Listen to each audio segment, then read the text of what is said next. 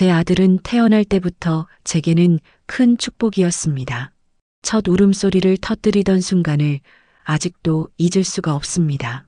작은 손을 움켜쥔 채 제 품에 안겨있던 그 따뜻한 체온, 그 순간 저는 제 삶이 온전히 이 아이를 위해 존재하는 것만 같았습니다. 아기 때부터 특별히 많이 울지도 않았습니다. 밥을 주면 잘 먹었고 밤에도 곤히 잠드는 아이였습니다. 같은 또래 아이를 키우는 다른 엄마들이 육아가 얼마나 힘들고 고된지 이야기를 털어놓을 때 저는 속으로만 감사했습니다. 우리 아이는 저를 번번이 힘들게 하지 않았으니까요. 걷기 시작하면서도 남다른 모습이 보였습니다. 넘어져도 크게 울지 않고 금세 다시 일어나 걷던 그 작은 뒷모습이 제 마음속에는 늘 자랑스러운 풍경으로 남아 있습니다. 동네 어르신들이 마주칠 때마다 얘는 참 점잖다 하시곤 했습니다. 그 말씀이 얼마나 흐뭇하던지요. 학교에 들어가면서부터는 또 다른 기쁨을 안겨주었습니다. 글자를 배우는 것도 남들보다 빠르고 무엇보다 집중력이 대단했습니다. 집에 돌아와서도 장난감을 가지고 노는 시간보다 책을 펼쳐놓고 앉아있는 시간이 많았습니다. 저는 그 모습이 기특하면서도 가끔은 걱정이 되었습니다. 너무 어려서부터 책상 앞에만 있으면 지치지 않을까 싶어서요. 하지만 아이는 스스로의 즐거움처럼 공부를 이어갔습니다. 학년이 오를수록 선생님들께 칭찬을 받았습니다. 담임 선생님은 늘 말했습니다. 이 아이는 성실합니다. 다른 아이들에게 본보기가 됩니다. 그 말을 들을 때마다 저는 마음속 깊이 고마움이 차올랐습니다. 부모된 입장에서 이보다 더 큰 칭찬이 있을까요? 중학교에 진학해서도 변함없었습니다. 시험이 있을 때마다 책상 위에는 늘 노트와 문제집이 가지런히 놓여 있었고 방 안에서는 잔잔한 필기 소리만 들려왔습니다. 성적표를 받아올 때마다 상위권에 자리 잡고 있었고 학기 말에는 상장까지 들고 집으로 돌아오곤 했습니다. 그날은 집안이 온통 잔치 분위기였지요. 고등학교 시절에는 전교 1등이라는 성적표를 받아온 날이 있었습니다. 종이를 손에 쥐고 들어오던 아들의 얼굴에는 피곤함보다 뿌듯함이 묻어 있었습니다. 저는 그저 아이를 끌어안아주며 마음으로만 고마움을 전했습니다. 말로는 다 할 수 없을 만큼의 자랑스러움이 제 안에 가득 차올랐습니다. 주변 사람들도 제게 묻곤 했습니다. 어떻게 그렇게 아이를 잘 키우셨어요? 저는 대답할 말이 딱히 없었습니다. 특별한 비결이 있었던 것도 아니었으니까요. 그저 저는 매일같이 따뜻한 밥을 차려주고 아프지 않게 지켜주려 애썼을 뿐입니다. 아이는 저보다 더 단단하고 올곧게 자기 길을 걸어가 준 것이지요. 세월이 흘러 아들은 명문대학교에 입학했습니다. 저는 그 소식을 들은 날 밤 혼자 이불 속에서 울었습니다. 기쁨과 안도, 자랑스러움이 한꺼번에 밀려왔습니다. 그동안의 제 삶이 모두 보상받는 듯한 마음이었습니다. 대학생이 된 뒤에도 크게 달라지지 않았습니다. 또래들이 술자리를 즐기고 여행을 다니며 젊음을 만끽할 때 제 아들은 여전히 차분하게 자신의 길을 걸었습니다. 자격증 공부를 하고 미래를 설계하며 하루하루를 성실하게 보냈습니다. 졸업 후에는 누구나 부러워할 만한 직장에 취직했습니다. 저는 그 소식을 들었을 때 세상을 다 가진 듯한 마음이었습니다. 제 아들이 이제는 제 곁을 떠나 자기 힘으로 살아가도 든든하겠구나. 그런 확신이 들었습니다. 친구들이 모일 때마다 제 이야기는 결국 아들로 이어졌습니다. 너는 좋겠다.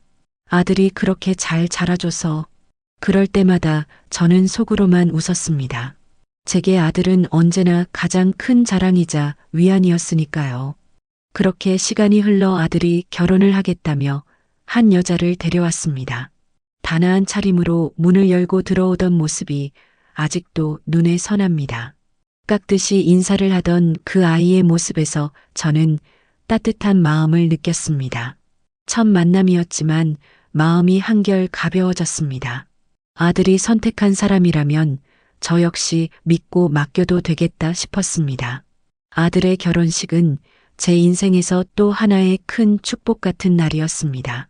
많은 하객들이 모여 두 사람을 축복했고 저는 그 자리에서 참으로 울컥했습니다. 아들이 드디어 제품을 떠나 한 가정을 꾸린다는 사실이 자랑스럽기도 했지만 한편으로는 서운한 마음도 없지 않았습니다.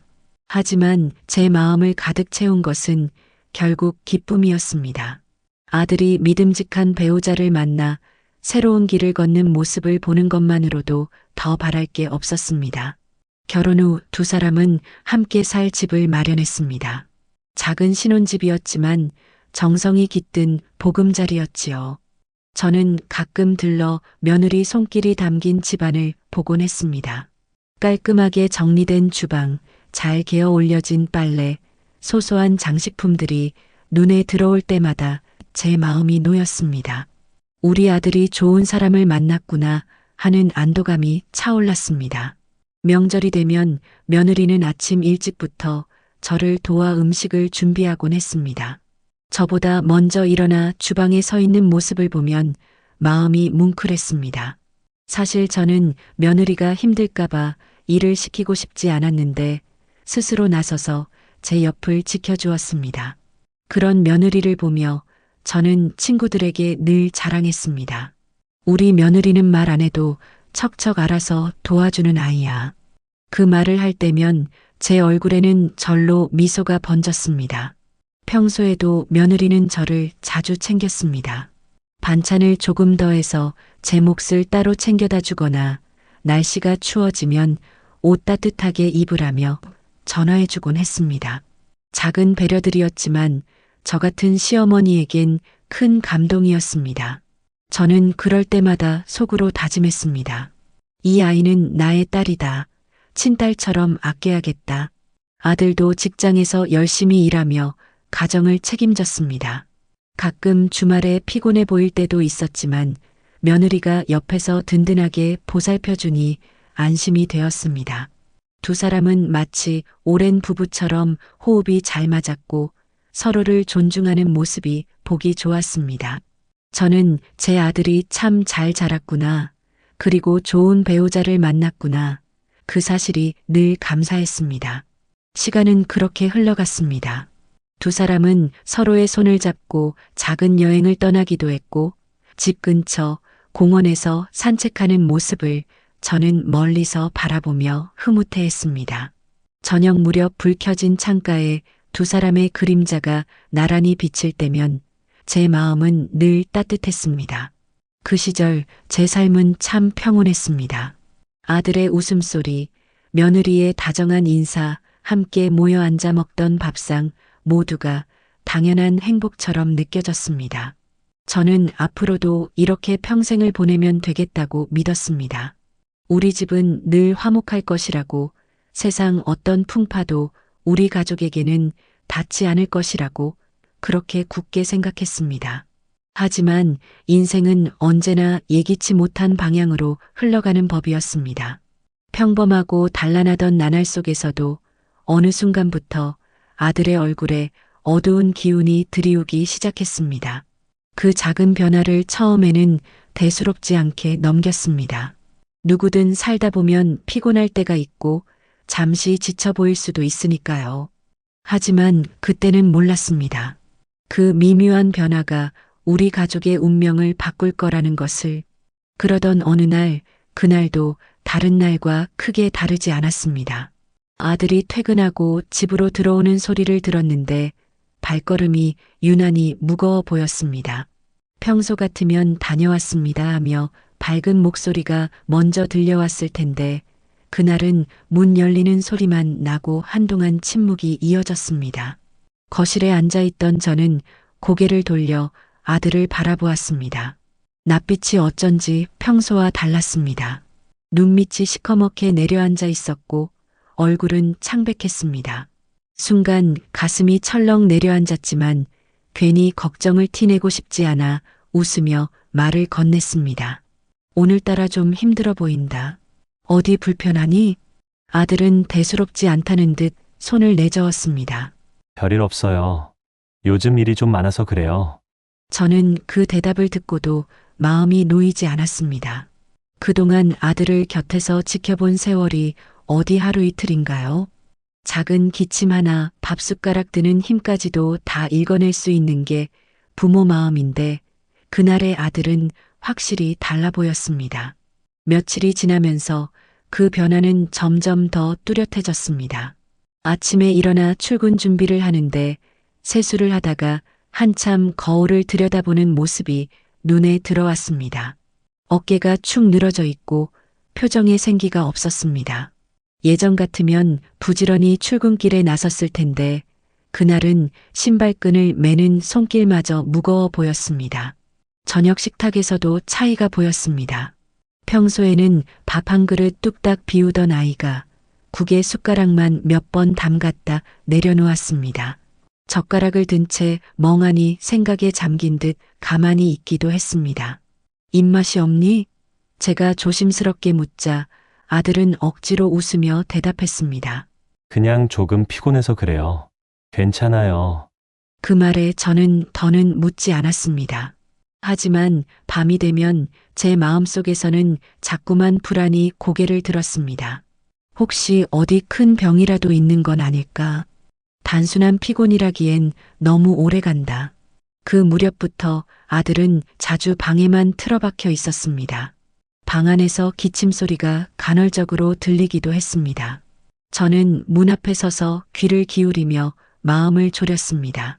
그러나 아들이 문을 열고 나오면 다시 태어난 얼굴로 저를 안심시키려 했습니다. 그 억지스러운 웃음이 오히려 제 가슴을 짓누르는 것 같았습니다. 어느 날은 아들이 출근길에 쓰러질 뻔했다는 이야기를 며느리에게 들었습니다. 계단을 내려오다 갑자기 다리에 힘이 빠져 주저앉았다고 했습니다. 며느리가 급히 부축해서 겨우 일어섰다고 하더군요. 그 이야기를 듣는 순간 손끝이 저릿해지고 온몸에서 힘이 빠져나갔습니다. 그동안 제가 애써 덮어두었던 불안이 단숨에 현실이 되어버린 듯 했기 때문입니다. 하지만 아들은 끝까지 괜찮다고만 했습니다. 조금만 쉬면 나아진다고 별거 아니다라고 말했지만 제 눈에는 도저히 그렇게 보이지 않았습니다. 아이가 제 눈앞에서 점점 빛을 잃어가는 것만 같았습니다. 그렇게 작은 이상 징후들이 하나둘 쌓여가면서 제 마음속에는 설명할 수 없는 두려움이 자리를 잡기 시작했습니다. 평생 건강하게 자라난 아이라 늘 믿어왔는데 그 믿음이 서서히 흔들리고 있었습니다. 아들의 안색이 점점 나빠져가는 걸 보면서도 저는 차마 큰 소리를 낼 수 없었습니다. 괜히 아들이나 며느리가 걱정할까 싶어 속으로만 삼키며 지냈지요. 하지만 날이 갈수록 그 불안은 커져만 갔습니다. 아들의 입술은 늘 핏기가 없었고 기침 소리도 잦아졌습니다. 밥상 앞에서도 겨우 반 그릇 남짓한 밥만 먹고 내려놓는 날이 많아졌습니다. 어느 저녁 며느리가 설거지를 하고 있을 때 저는 조심스럽게 말을 꺼냈습니다. 얘야, 내 남편이 요즘 좀 많이 힘들어 보이지 않니? 내가 보니까 단순한 피곤이 아닌 것 같아. 제 목소리는 낮았지만 속에서는 커다란 파도가 치는 듯 떨림이 있었습니다. 그러자 며느리는 손에 쥔 수세미를 잠시 멈추더니 고개를 들어 저를 보았습니다. 어머님, 저도 알아요. 요즘 일이 많아서 그런지 퇴근하면 지쳐 있긴 해요. 근데 며칠 푹 쉬면 괜찮아질 거예요. 그 말에 저는 가슴이 답답했습니다. 아들의 몸이 눈에 띄게 쇠약해지고 있는데 며느리는 그저 피곤하다는 이유로만 돌리고 있었으니까요. 하지만 며느리의 얼굴을 바라보니 저 또한 더 이상 밀어붙이지 못했습니다. 아직 젊은 나이라 경험이 부족해서 그럴 수도 있겠다 싶었지요. 그래, 내가 곁에서 보니까 괜찮다 하면 그런 거겠지.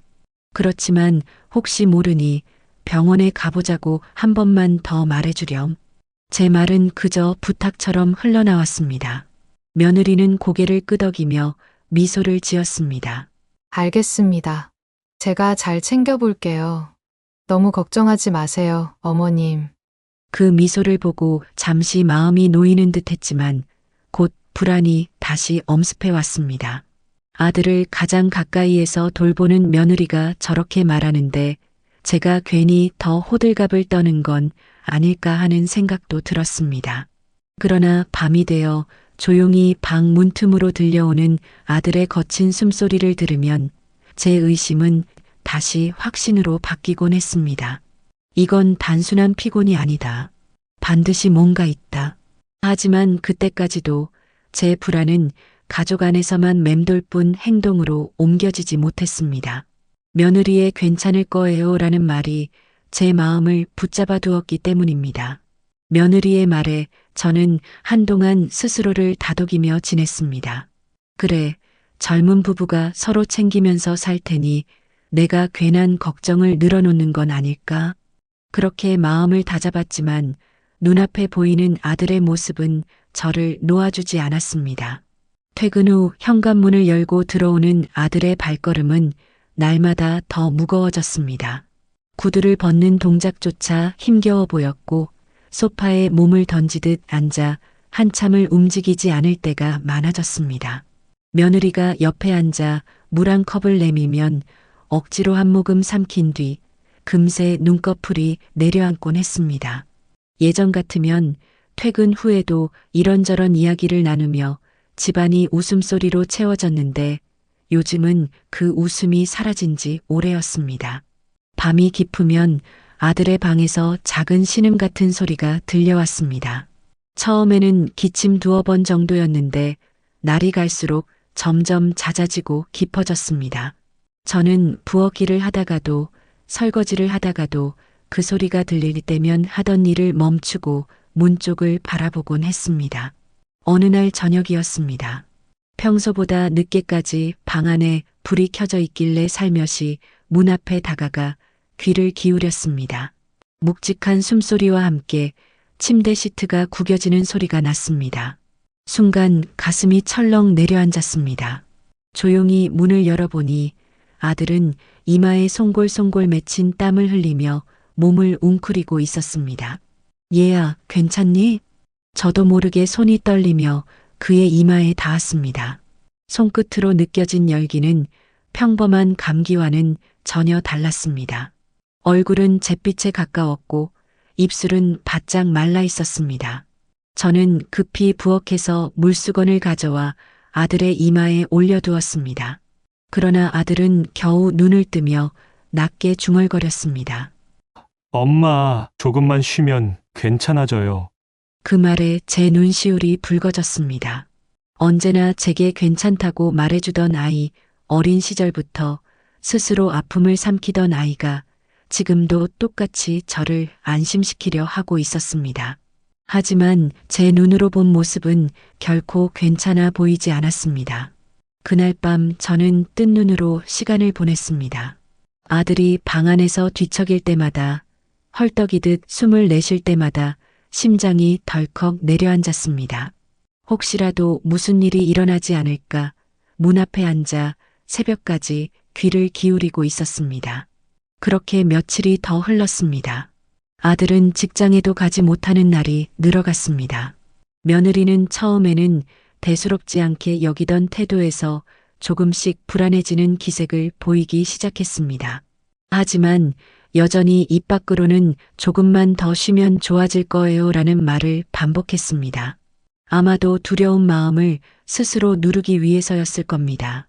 그러던 어느 날 마침내 상황이 터져버렸습니다. 저녁 식사 시간이 되어 방에서 아들을 부르는데 대답이 없었습니다. 문을 두드려도 인기척이 없자 불안한 마음에 문을 열었습니다. 아들은 땀에 흠뻑 젖은 채 이불 위에 축 늘어져 있었습니다. 얼굴은 창백했고 숨은 거칠었습니다. 순간 제 다리가 풀리며 주저앉을 뻔했습니다. 손으로 그의 어깨를 흔들며 애타게 불렀습니다. 얘야, 눈 좀 떠봐. 제발 대답 좀 해다오. 그제야 옆방에 있던 며느리가 달려왔습니다. 며느리의 얼굴도 하얗게 질려 있었습니다. 이제야 현실을 눈앞에서 마주한 듯 며느리의 눈빛은 당황과 두려움으로 가득 차 있었습니다. 저는 떨리는 손으로 휴대전화를 집어들었습니다. 그 순간 제 입에서 터져나온 건 오직 하나였습니다. 구급차 불러야겠다. 당장. 구급차 사이렌 소리가 골목을 울리며 다가왔습니다. 짙은 어둠 속에서 그 소리가 점점 커질 때마다 제 심장도 함께 쿵쿵 뛰었습니다. 현관문 앞에서 기다리고 있던 저는 의료진이 들것을 들고 들어오는 모습을 보는 순간 다리가 후들거려 몸이 휘청거렸습니다. 아들은 축 늘어진 채 들것에 실려 나왔습니다. 얼굴은 흰 종이처럼 창백했고 입술은 바싹 말라 있었습니다. 저는 그 옆을 따라붙으며 떨리는 목소리로 중얼거렸습니다. 얘야, 조금만 버텨다오. 제발, 제발.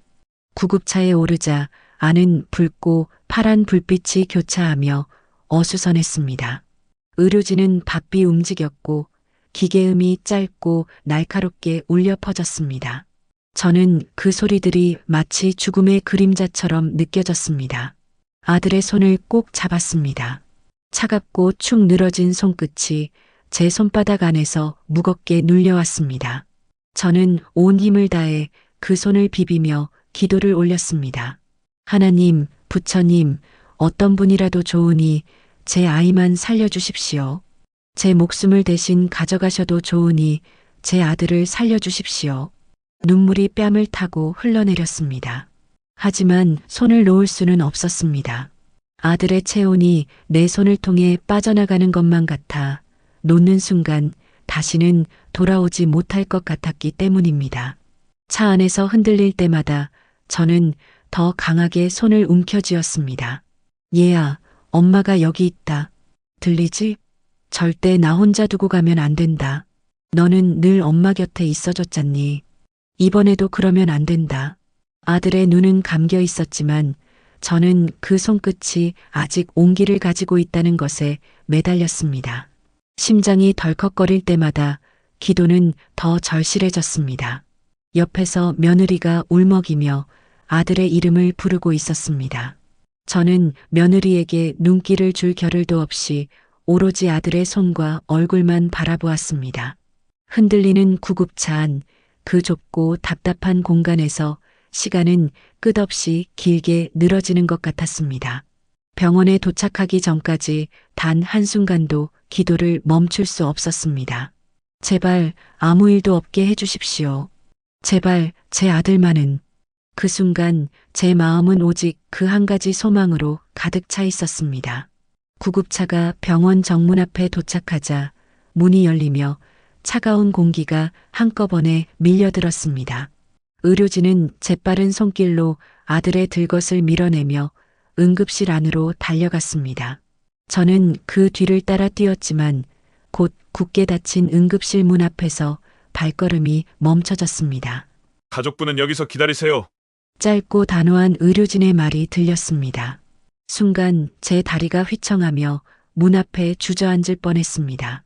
손끝에 아직도 아들의 체온이 남아 있었는데 문이 닫히는 순간 그것마저 단절되는 것 같았습니다. 유리문 너머로 보이는 응급실 내부는 분주했습니다. 하얀 가운을 입은 사람들이 바삐 움직였고 기계음과 짧은 지시들이 뒤섞여 들려왔습니다.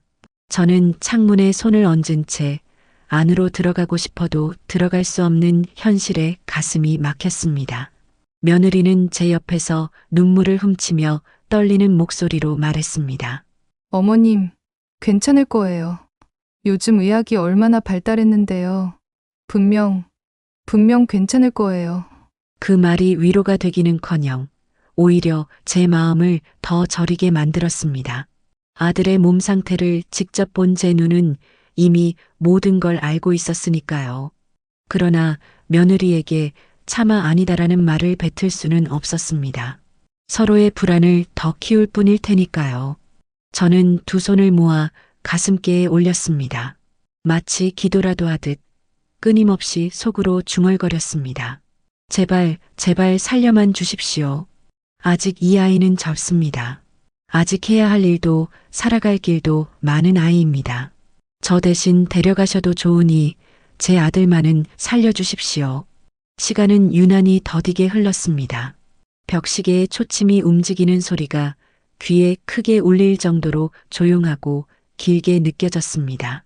의사들이 안에서 무언가를 논의하는 모습, 간호사가 기계를 조정하는 모습이 유리문 너머로 스쳐 지나갈 때마다 제 심장은 덜컥거렸습니다. 기다림은 고통이었습니다. 문이 열릴 때마다 누군가 나와서 차가운 소식을 전하는 건 아닐까 두려움에 가슴이 죄어왔습니다. 며느리의 손이 제 옆에서 덜덜 떨리고 있었고 저는 그 손을 덮으며 억지로 차분한 척했습니다. 하지만 제 손끝마저 떨림을 멈추지 못했습니다. 응급실 문 앞에 그 긴 몇십 분은 제 인생에서 가장 길고 혹독한 시간이었습니다. 눈앞에서 아들을 살리기 위해 분투하는 이들이 있음에도 정작 저는 아무것도 할 수 없다는 사실이 더 괴로웠습니다. 그저 기다리고 기도하는 것밖에는. 응급실 앞에서의 시간은 끝이 없는 터널 같았습니다. 벽시계의 초침이 똑딱거리는 소리가 마치 제 심장을 찌르는 듯했고 의사와 간호사들이 안에서 오가는 발걸음 소리조차 제 귀에는 크게 울려 퍼졌습니다. 한참이나 지나 문이 덜컥 열리더니 흰 가운을 입은 중년 의사가 차분한 얼굴로 걸어 나왔습니다. 그 순간 제 심장은 쿵 내려앉았고 제 몸은 얼어붙은 듯 움직이지 못했습니다. 며느리도 제 옆에서 숨을 고르며 눈을 크게 떴습니다. 환자 보호자분 계십니까? 낯설고 차가운 목소리가 복도에 울렸습니다. 저는 얼떨결에 손을 번쩍 들며 앞으로 다가갔습니다. 제가 어머니입니다. 제 아들이 어떻습니까? 의사는 우리를 따로 조용한 공간으로 안내했습니다. 기다림의 복도보다도 더 차갑게 느껴지는 작은 상담실이었습니다. 저는 의자의 등받이에 등을 붙이지도 못하고 앞으로 몸을 숙인 채 의사의 입만 바라보았습니다. 환자분은 현재 혈액에 심각한 문제가 발견되었습니다. 검사 결과를 더 확인해야 하지만 지금 상태로 보아 혈액암이 의심됩니다. 순간 귀가 멍해졌습니다. 마치 누군가 제 머리를 둔기로 내리친 것 같았습니다. 제 입술이 파르르 떨리며 제 의지와 상관없이 목소리가 새어나왔습니다. 암이라고요? 그 어린 나이에요? 그 건강하던 아이가요? 의사는 무표정하게 그러나 단호하게 고개를 끄덕였습니다. 네, 현재로서는 그렇게 보입니다. 이미 몸이 많이 쇠약해져 있어 앞으로 치료 방향을 논의해야 합니다. 그 말을 듣는 순간 제 몸속에 있던 모든 힘이 빠져나갔습니다. 두 손이 차갑게 식으며 무릎 위에 힘없이 떨어졌습니다. 며느리는 제 옆에서 눈을 크게 뜬 채 울음을 삼키듯 어깨를 떨고 있었습니다. 저는 간신히 목소리를 짜내며 물었습니다. 선생님, 제발 우리 아들 좀 살려주십시오. 아직 젊습니다. 아직? 의사는 담담한 목소리로 대답했습니다. 최선을 다하겠습니다. 하지만 환자분이 앞으로 치료 과정에서 많이 힘들어할 수 있습니다. 가족분들의 지지가 필요합니다. 그 순간 며느리가 제 손을 꼭 잡았습니다. 그 작은 온기가 아니었다면 저는 그대로 바닥에 쓰러졌을지도 모릅니다. 눈앞이 아득하게 흐려졌지만 제 마음속에는 단 한 가지 소망만이 자리하고 있었습니다. 무슨 일이 있더라도 제 아들을 살려야 한다. 의사의 말을 들은 뒤 상담실을 나서는 제 발걸음은 마치 돌덩이를 매단 듯 무겁고 느려졌습니다. 복도 불빛이 하나하나 희미하게 번져 보였고 귀에는 아무 소리도 들리지 않는 것 같았습니다. 세상이 멈춘 듯 했지만 제 가슴은 천둥 같은 소리로 쿵쿵 요동치고 있었습니다. 저는 의자에 앉자마자 두 손으로 얼굴을 가렸습니다. 눈물이 쏟아지는 걸 멈출 수가 없었습니다. 내가 왜 몰랐을까? 왜 더 빨리 알아차리지 못했을까? 왜 아들이 힘들어할 때 아무것도 해주지 못했을까? 마음속에서 수없이 같은 말이 맴돌았습니다. 내가 엄마 자격이 있긴 한 걸까? 그 말이 입 밖으로 흘러나왔습니다. 그 순간 제 옆에 있던 며느리가 조용히 제 손을 잡았습니다. 차갑게 식어 있던 제 손 위로 그녀의 따뜻한 체온이 스며들었습니다. 며느리의 눈가에도 눈물이 고여 있었지만 그녀는 최대한 차분한 목소리로 말했습니다. 어머님, 그런 말씀 하지 마세요. 어머님은 누구보다 아들을 위해 살아오셨잖아요. 저도 옆에서 늘 보고 느꼈습니다. 잘못은 아무도 몰랐던 병에 있지 어머님께 있는 게 아니에요. 저는 고개를 떨군 채 흐느끼며 중얼거렸습니다. 아이가 그렇게 힘들어했는데도 나는 그저 피곤하겠거니 하고 넘겼어. 내가 좀 더 일찍 잡아 끌고 병원에 데려갔더라면 이렇게 되진 않았을 거야. 며느리는 제 어깨에 손을 얹으며 마치 딸처럼 제 곁에 앉아 있었습니다. 저도 몰랐어요. 매일 함께 살면서도 저도 그저 피곤한 줄만 알았어요. 우리 둘 다 같은 마음이에요. 하지만 지금 중요한 건 서로를 탓하는 게 아니라 아들을 어떻게 지켜줄지 생각하는 거예요. 그 말에 저는 더욱 눈물이 터져 나왔습니다. 며느리도 나만큼 힘들겠구나. 저 아이도 남편을 잃을까봐 두려움 속에서 버티고 있겠구나 하는 생각이 가슴 깊이 파고들었습니다. 잠시 후 며느리는 제 손을 꼭 잡으며 말했습니다. 어머님, 저희가 함께라면 할 수 있어요. 저 혼자가 아니라 어머님이 곁에 계셔서 저도 버틸 수 있어요. 그러니까 제발 스스로를 탓하지 마시고 저와 함께 우리 남편, 우리 아들 지켜내요. 그 말은 어둠 속에서 작은 등불처럼 제 마음에 들어왔습니다. 여전히 자책은 멈추지 않았지만 적어도 제 옆에 함께 울어주는 사람이 있다는 사실이 저를 조금은 붙잡아 주었습니다. 며칠 뒤 병원에서 다시 연락이 왔습니다.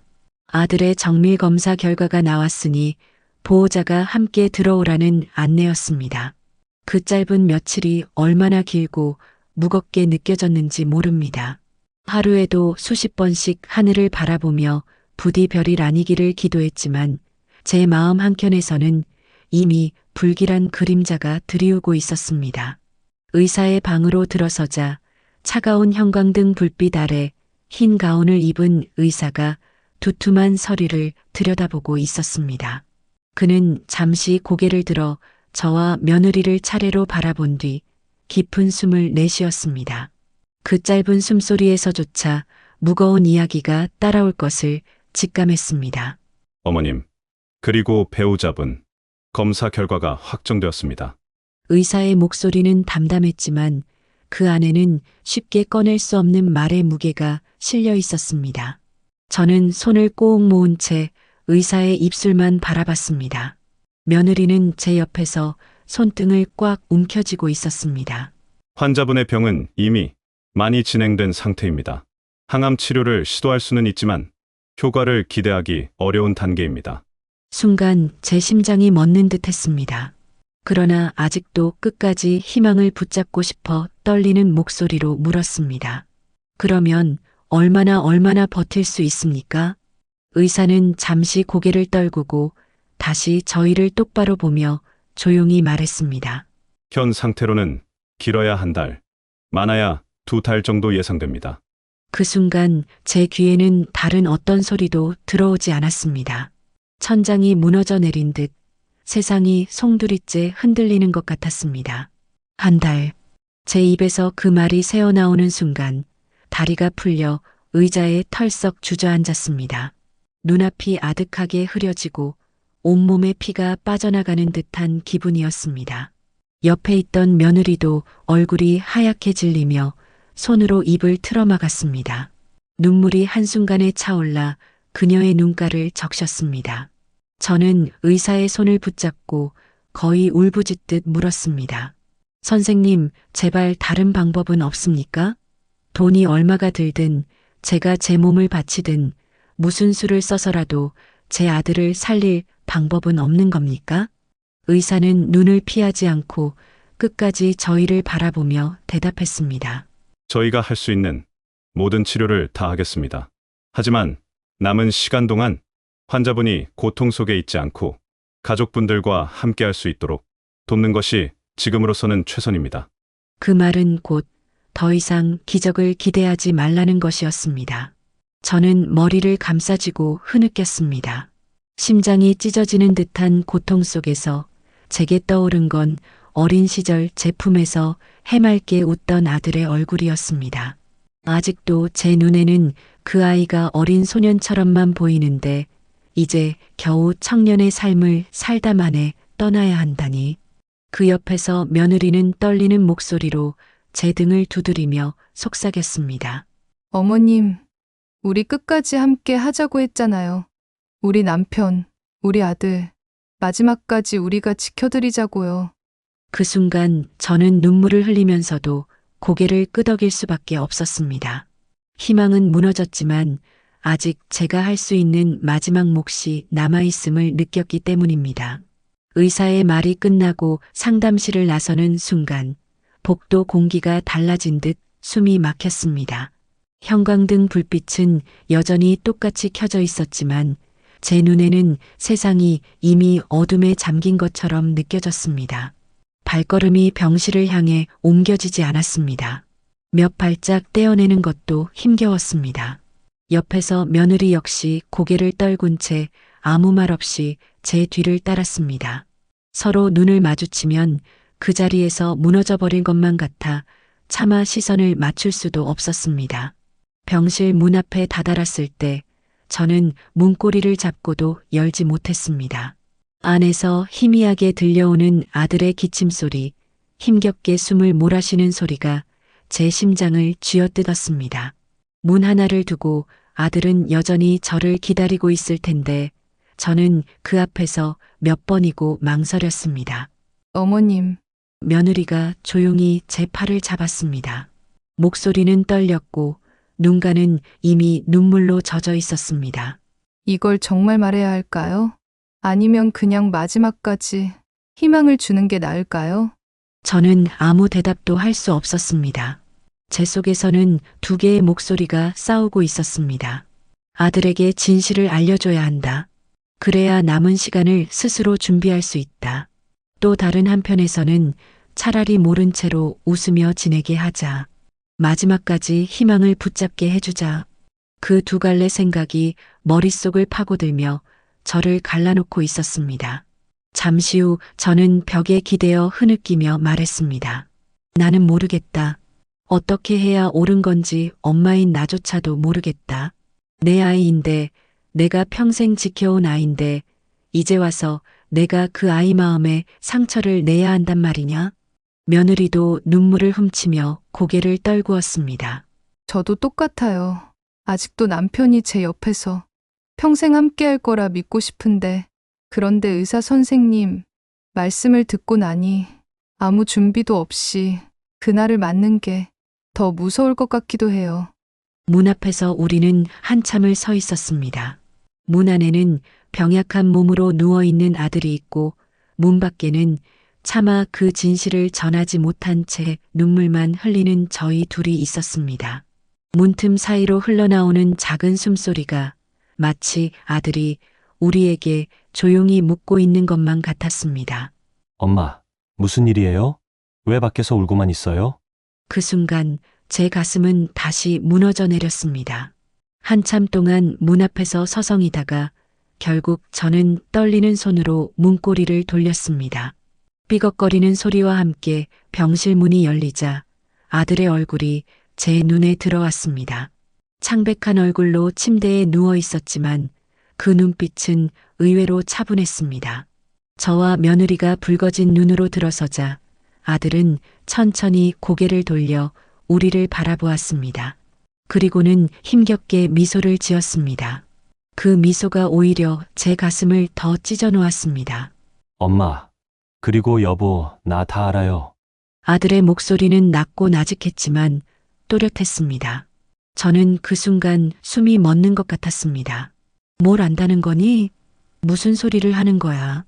떨리는 제 목소리에 아들은 고개를 살짝 저었습니다.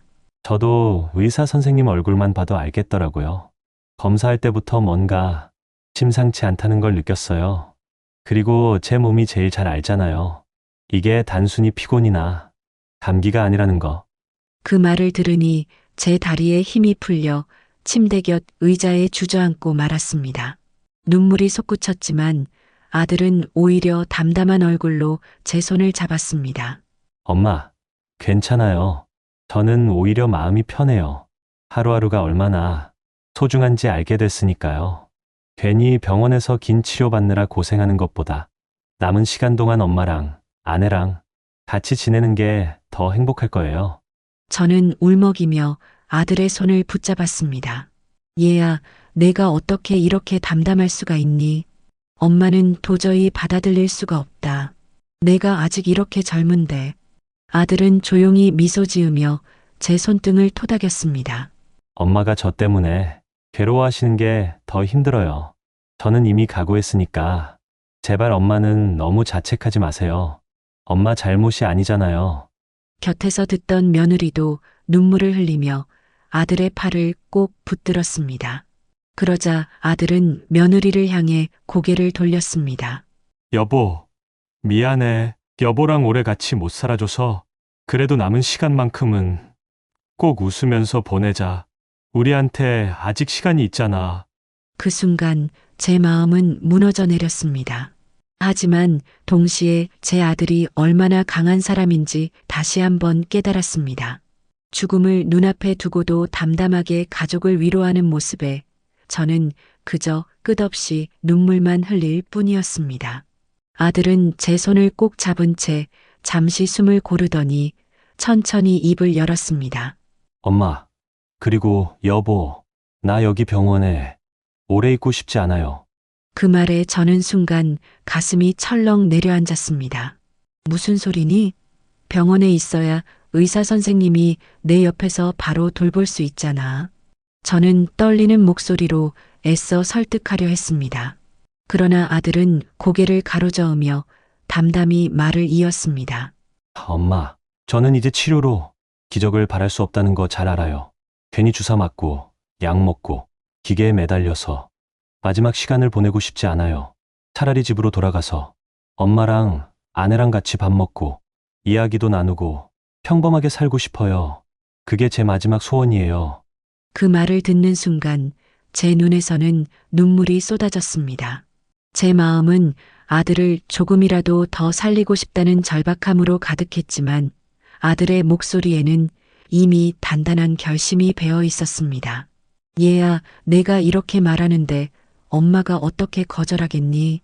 하지만 엄마 마음은 너무 아프다. 너를 살리고 싶은데 집에 가면 혹시라도 갑자기. 제 목소리는 끝내 떨리며 이어지지 못했습니다. 아들은 제 손을 다시 한번 꼭 쥐며 말했습니다. 엄마, 제가 여기서 하루를 버티든 집에서 하루를 살든 결국 시간은 같잖아요. 그렇다면 저는 남은 시간을 웃으며 보내고 싶어요. 병원 냄새보다 엄마가 해주는 밥 냄새 맡으면서 아내랑 같이 산책하면서 그렇게 평범하게 살다가 가고 싶어요. 곁에 있던 며느리도 울먹이며 고개를 끄덕였습니다. 저도 남편 뜻을 따르고 싶습니다. 어머님, 우리 집으로 가요. 제가 끝까지 곁에서 지킬게요. 저는 더 이상 고개를 저을 수 없었습니다. 아들의 바람을 외면하는 건 엄마로서 더 큰 죄라는 생각이 들었습니다. 그 순간 제 마음은 무너져 내리면서도 마지막까지 아들의 소원을 지켜주겠다는 다짐으로 가득 찼습니다. 며칠 뒤 우리는 병원에서 퇴원 수속을 밟았습니다. 의사와 간호사들은 마지막까지 여러 가지 주의사항을 알려주었지만 제 귀에는 잘 들어오지 않았습니다. 그저 아들이 집으로 돌아갈 수 있다는 사실 하나만이 제 마음을 무겁게 하고 또 동시에 안도하게 했습니다. 구급차를 타고 집 앞에 도착했을 때 아들은 힘겹게 일어나 창밖을 내다보았습니다. 익숙한 골목, 집 앞 가로수, 늘 보던 담장이 그의 눈에 비쳤습니다. 마치 오래 떠났다가 돌아온 사람처럼 아들의 표정은 조금 부드러워졌습니다. 집 안에 들어서자 공기마저 다르게 느껴졌습니다. 병원 특유의 차갑고 메마른 냄새가 아니라 오래 정든 집의 따뜻한 온기가 아들을 맞아주었습니다. 아들은 소파에 몸을 기댄 채 작은 미소를 지었습니다. 아, 집에 오니까 살 것 같다. 저는 눈물이 왈칵 차올라 그 말을 들을 수가 없었습니다. 대신 부엌으로 가서 서둘러 밥상을 차렸습니다. 아들이 예전부터 좋아하던 된장찌개, 달걀말이, 그리고 따뜻한 밥을 준비했습니다. 며느리도 옆에서 반찬을 차곡차곡 담아냈습니다. 아들은 숟가락을 들어 조심스럽게 국을 한 술 떠먹었습니다. 비록 많이 먹지는 못했지만 그 한 입을 삼키는 그의 얼굴에는 오랜만에 안도감이 스쳤습니다. 엄마, 여전히 이 맛이에요. 어릴 때부터 먹던 그 맛. 그 말을 듣자 저는 눈물이 흘러내렸습니다. 그저 평범한 밥상, 흔한 집밥이었지만 아들에게는 마지막까지 지켜주고 싶은 소중한 시간이었습니다. 그날 밤 아들은 오랜만에 편안히 잠들었습니다. 물론 고통이 사라진 것은 아니었지만 그의 얼굴은 병원에서보다 훨씬 평온해 보였습니다. 저는 아들의 방문 앞에 앉아 밤새 그 모습을 지켜보았습니다. 숨결 하나, 손가락의 작은 움직임 하나까지 제 눈에 담아두고 싶었습니다. 다음 날부터 아들은 작은 일상을 이어가려 애썼습니다. 힘이 닿는 한 며느리와 함께 집 앞 공원을 걷기도 했고 저와 함께 차 한 잔을 마시며 옛날 이야기를 나누기도 했습니다. 오래전 학교에서 상장을 받아오던 날 함께 시장을 다녀오던 기억, 어릴 적 장난꾸러기였던 모습, 그 모든 대화는 눈물과 웃음이 뒤섞여 있었습니다. 아들은 마치 마지막 선물을 주듯 저희와의 시간을 차분히 쌓아갔습니다. 고통 속에서도 웃음을 지으려 애썼고 저와 며느리를 안심시키려 더 밝게 행동했습니다. 그 모습이 오히려 제 마음을 더 아프게 했지만 동시에 제게 남겨진 짧은 시간의 소중함을 깨닫게 해주었습니다. 시간은 무정했습니다. 집으로 돌아온 아들이 하루하루를 힘겹게 버티는 동안 저와 며느리는 그의 곁을 지키며 작은 일상들을 이어갔습니다. 하지만 몸은 이미 한계에 다다른 듯 그의 기력은 점점 더 약해졌습니다. 밥 한 숟가락을 삼키는 데에도 숨이 가빴고 대화 중간에도 눈을 감고 잠시 쉬어야 했습니다. 그러던 어느 날 밤 아들의 방에서 들려오는 숨소리가 유난히 가늘고 힘겨웠습니다. 저는 곁에서 그의 손을 잡고 있었는데 그 손이 점점 차갑게 식어갔습니다. 아들은 마지막 힘을 다해 제 손을 꼭 쥐더니 미소 비슷한 표정을 지으며 속삭였습니다. 엄마, 사랑해요. 고마웠어요. 그 말이 끝나자 그의 손에서 힘이 빠져나갔습니다. 순간 제 가슴이 찢어지는 듯한 고통이 밀려왔고 저는 그 자리에서 소리내어 울부짖었습니다. 세상이 무너져 내린 듯, 발밑이 꺼져 내린 듯, 제 삶의 전부였던 아이가 제 품에서 떠나버린 순간이었습니다. 장례식장은 조문객들로 가득했지만 제 귀에는 아무 소리도 들어오지 않았습니다. 사람들의 위로도 며느리의 울음소리도 모두 먼 곳의 메아리처럼 희미했습니다. 제 눈에는 오직 관 속에 누워있는 아들의 얼굴만이 보였습니다. 차갑게 굳어버린 그 얼굴을 쓰다듬으며 저는 끝없이 눈물을 쏟아냈습니다. 장례가 끝난 뒤 집은 고요했습니다. 한때 아들의 웃음소리로 가득했던 공간이 이제는 텅 빈 울림만을 품고 있었습니다. 저는 밥상 앞에 앉아도 젓가락을 들 수가 없었습니다. 입으로 들어가는 모든 것이 모래처럼 느껴졌고 씹는 것조차 고통이었습니다. 며느리가 따뜻한 국을 끓여와도 반찬을 정성껏 차려내도 저는 그저 고개를 저을 뿐이었습니다. 며칠, 몇 주가 지나도 제 입은 굳게 닫혀 있었습니다. 몸은 점점 야위어갔고 거울 속 제 얼굴은 알아보지 못할 정도로 수척해졌습니다.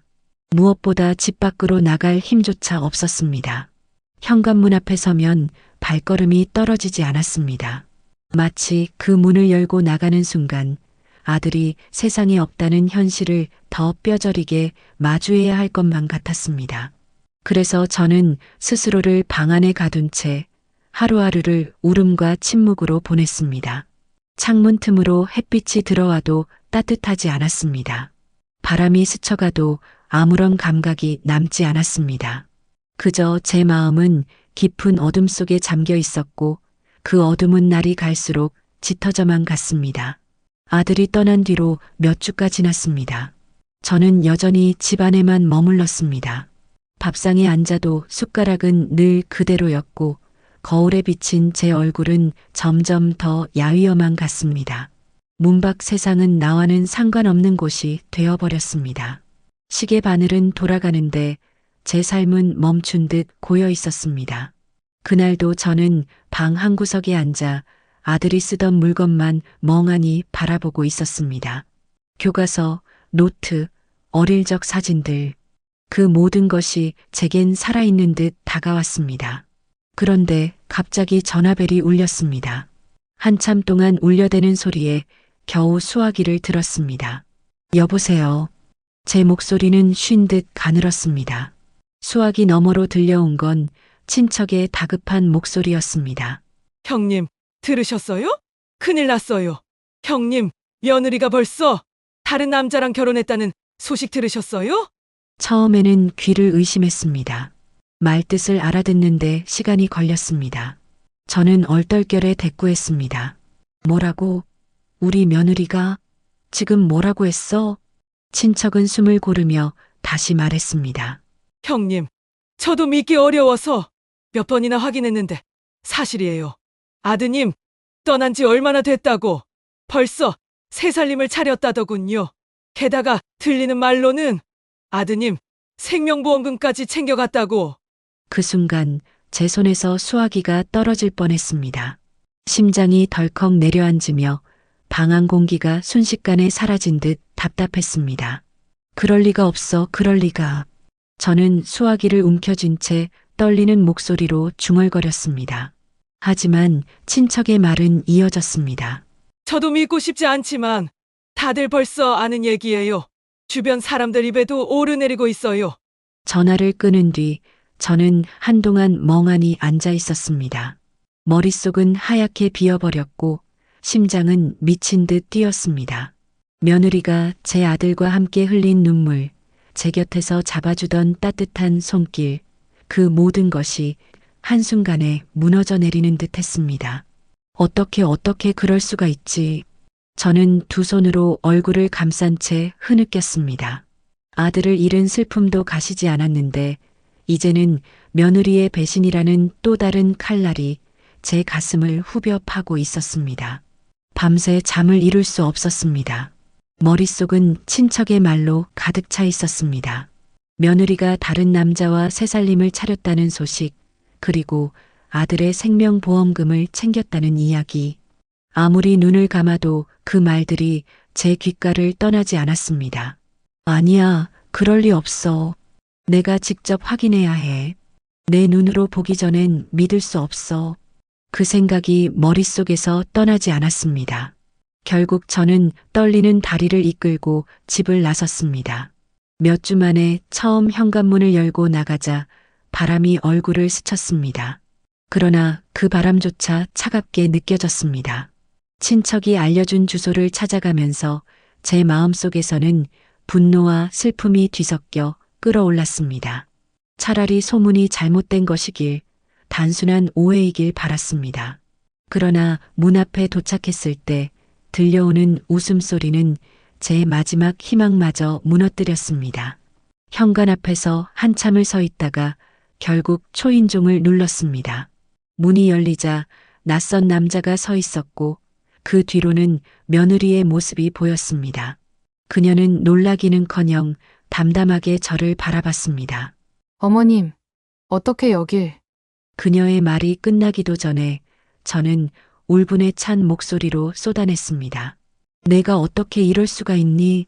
내 아들이 눈도 못 감고 간 지가 얼마나 됐다고 벌써 다른 남자와 이렇게, 그리고 보험금까지 내가 챙겼다는 게 사실이냐? 제 목소리는 떨렸고 눈에서는 눈물이 흘러내렸습니다. 하지만 며느리는 당황하기는커녕 차갑게 대꾸했습니다. 어머님, 제가 무슨 큰 죄를 지었다고 그러세요? 남편은 이미 세상을 떠났잖아요. 저는 혼자가 됐고 새로운 시작을 한 것뿐이에요.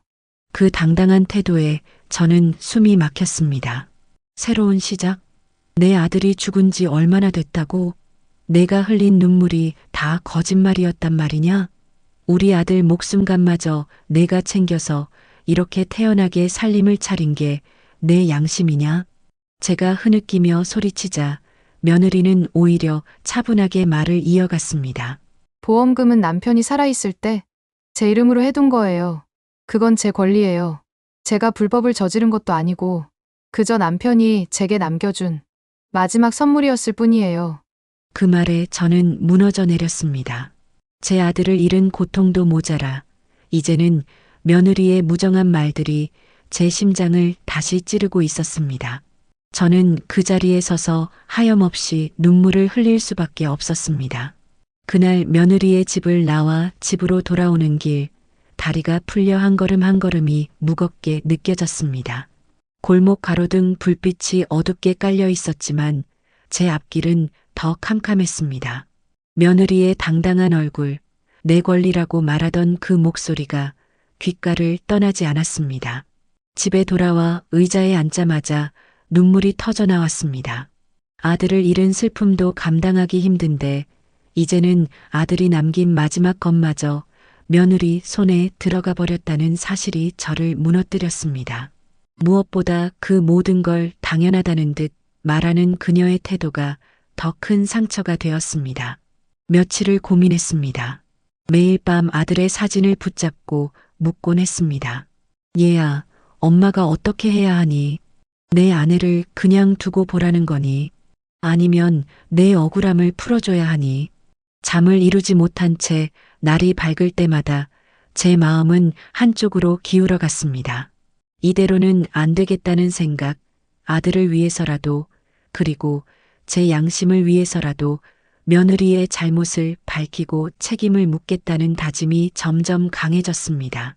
결국 저는 가까운 법률사무소를 찾아갔습니다. 낯선 공간에 들어서자 손끝이 차갑게 식었지만 마음은 이미 굳게 다져져 있었습니다. 변호사는 제 사정을 차분히 들었습니다. 아들의 시한부 판정부터 마지막까지 지켜본 이야기, 그리고 며느리가 새살림을 차리고 보험금을 챙겼다는 소식까지 하나하나 말씀드리자 변호사의 표정이 굳어졌습니다.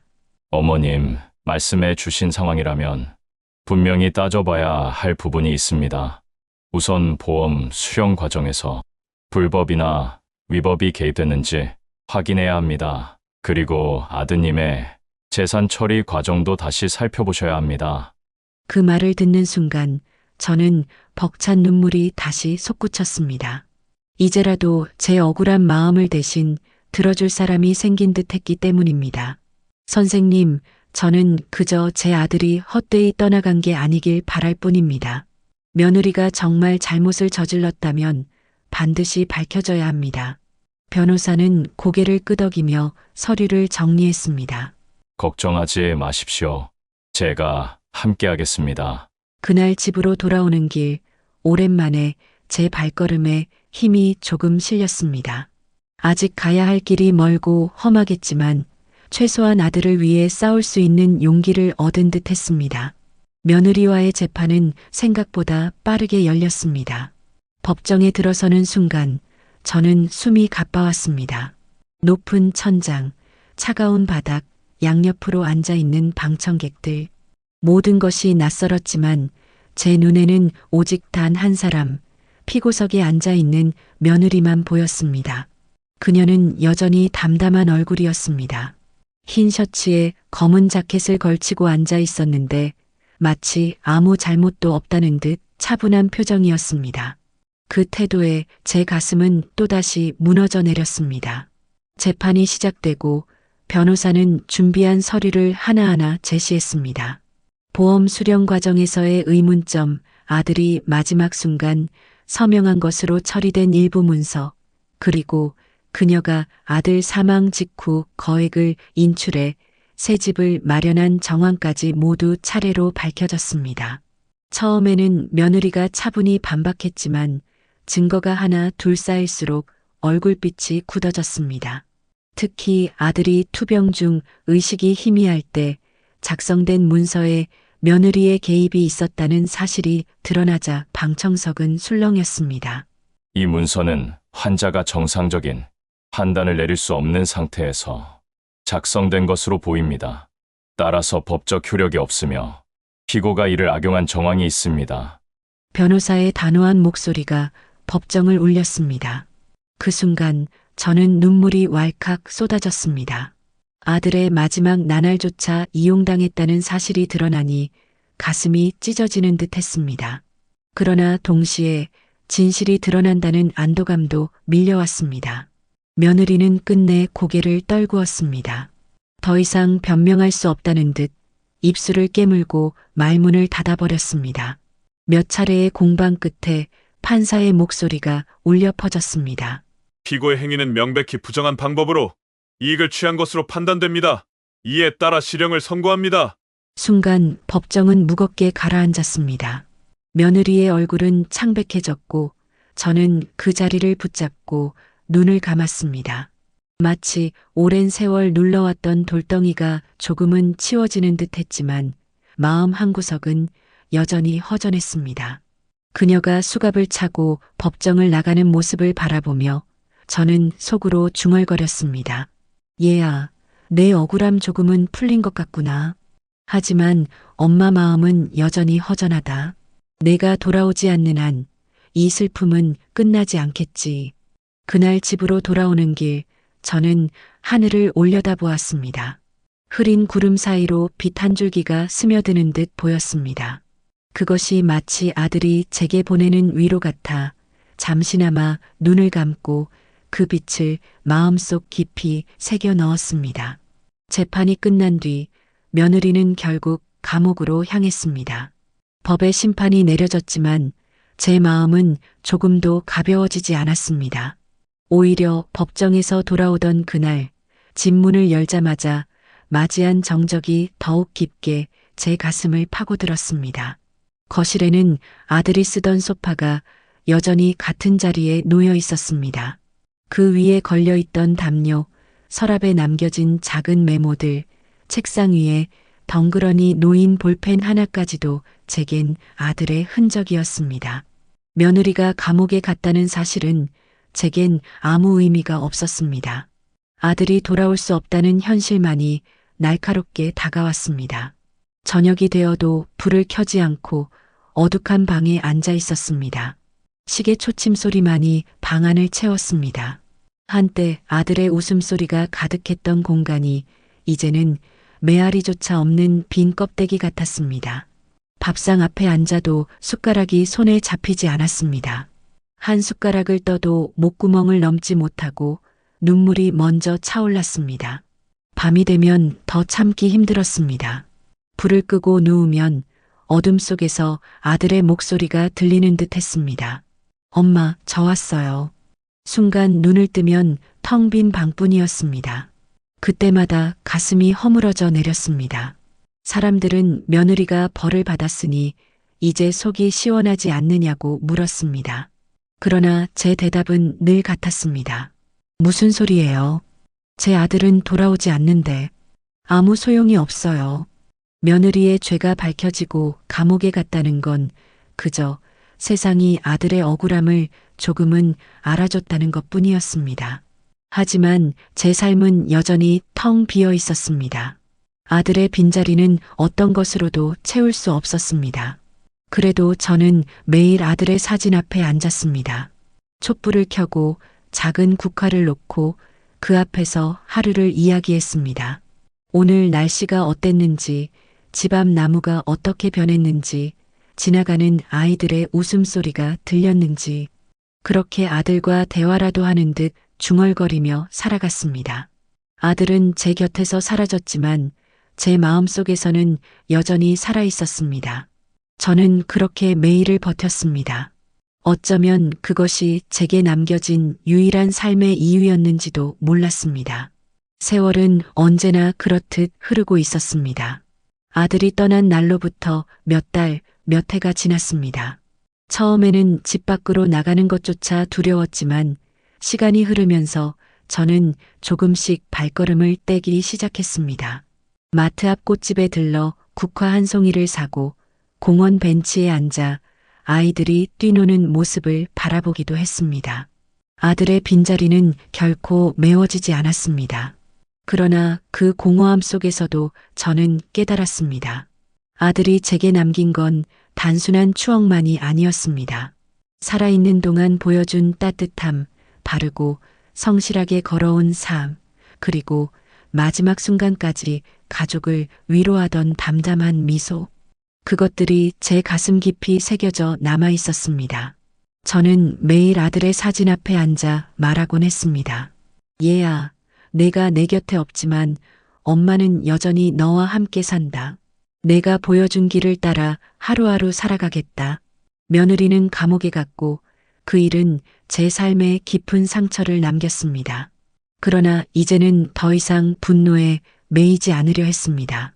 제 마음속에 남은 아들의 모습을 더럽히지 않기 위해서였습니다. 봄날 벚꽃이 피어날 때면 아들과 함께 걸었던 길을 떠올렸고 겨울 첫눈이 내릴 때면 아들이 어린 시절 눈사람을 만들던 모습을 떠올렸습니다. 그렇게 저는 사계절을 아들과 함께 기억하며 살았습니다. 이제 제 삶은 고요합니다. 그러나 고요 속에서도 저는 여전히 아들과 대화합니다. 제 마음속에서 그는 결코 사라지지 않았기 때문입니다. 아들은 떠났지만 제 가슴 속에 살아있는 한근은 결코 죽지 않았습니다. 저는 그 믿음 하나로 남은 생을 살아가려 합니다. 그리고 언젠가 이 세상을 떠나 다시 아들을 만나는 날이 온다면 저는 미소 지으며 이렇게 말할 수 있을 것입니다. 얘야, 엄마가 끝까지 널 기억하며 살다 왔다. 이제 다시 만나 함께 가자. 그렇게 저는 오늘도 하루를 살아갑니다. 아들의 빈자리를 안고 그러나 아들의 사랑을 품은 채로